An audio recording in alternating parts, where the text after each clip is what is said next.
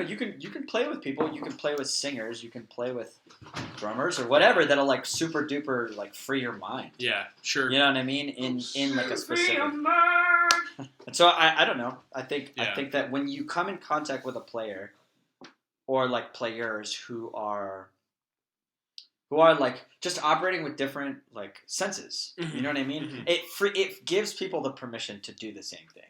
And I think that's what I'm not going to name the person, but what we were talking about earlier, mm-hmm. like I think that Jake described playing with me and Garrett at first, and he was like, "Oh, I'm gonna do that too. Like I'm gonna do more too." I think the good thing about Jake is that he did it sometimes and was like, "That was a bad time to do it." Yeah. And then he would do it other times and be like, "That was a good time to do it." And so kind of like making that mental checklist, which should be a very natural thing, but I think if it's for some people, I don't think it is, and I think it's like.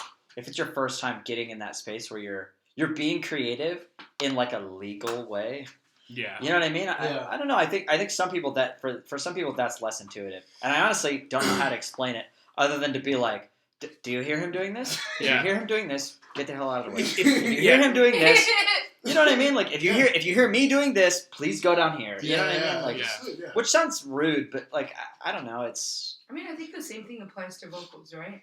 Definitely. 100%. Oh my gosh. Yeah. I think that recognizing when you are with a group like that, or if you're one of those kinds of players, is like I think that's important. The one that's funny, the one that's the most fun to me is the getting out of spaces.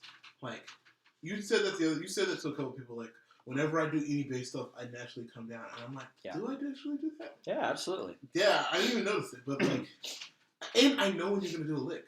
That's the other thing. Well, dude, talk about frustrating when you're playing with somebody like who is not aware. What? What? Say it. I mean. What? You think it's all the time or no?